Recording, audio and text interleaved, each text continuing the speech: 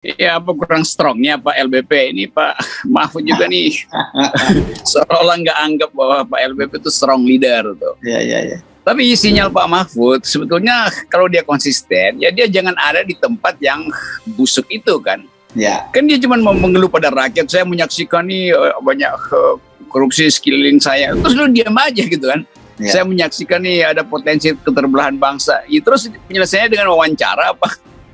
Jadi kalau secara implisit Pak Mahfud mau bilang ya Presiden Jokowi udah nggak mampu, itu artinya pembantu-pembantunya juga udah nggak mampu, ya bubar aja kan supaya ada pengganti baru, mau dia strong leader apa strong segala macam lah. Tapi kita memang melihat yang dikonstatasi oleh Pak Mahfud itu memang yang sedang terjadi, orang mencari strong leader karena menganggap bahwa selama ini kok bolak-balik nggak bisa menyelesaikan soal. Yang ada adalah keluh kesah tuh.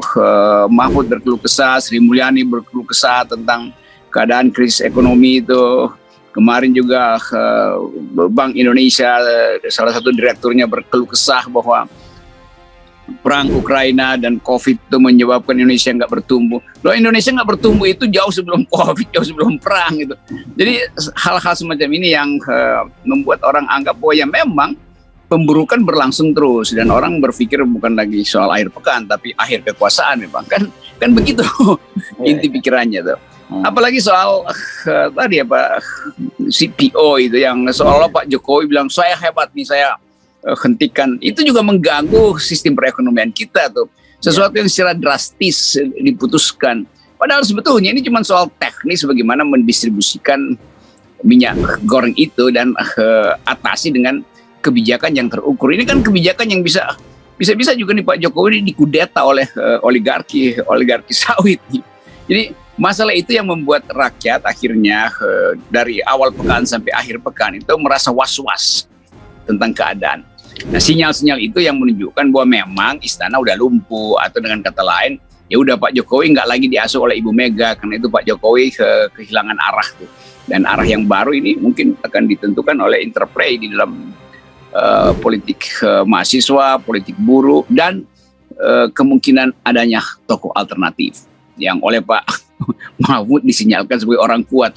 Ya mungkin yang dimaksud orang kuat ada yang diterima semua pihak. Kalau orang kuat dalam arti seorang diktator baru, apa bedanya dengan yang sekarang? Yang sekarang juga diktator walaupun nggak memperlihatkan postur kediktatoran, tapi seluruh kebijakan Jokowi dalam politik adalah diktator sebetulnya.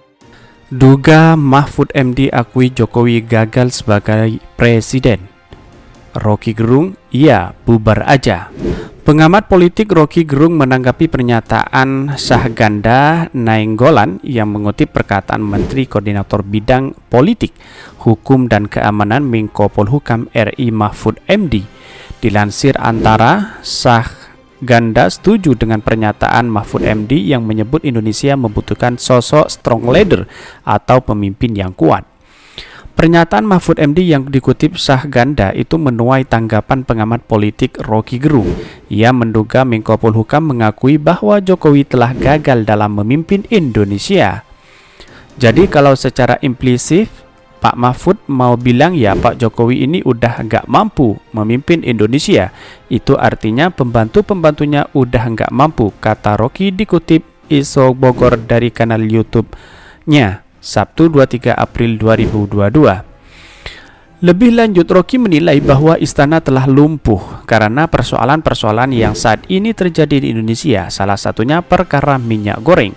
Pengamat politik itu mengatakan bahwa Jokowi bisa saja dikudeta oleh oligarki kelapa sawit karena polemik minyak goreng ini. Padahal sebetulnya ini soal teknis bagaimana mendistribusikan minyak goreng itu dan atasi dengan kebijakan yang terukur, tutur Rocky. Ini kan kebijakan yang bisa-bisa membuat Pak Jokowi dikudeta oleh oligarki sawit, jelasnya.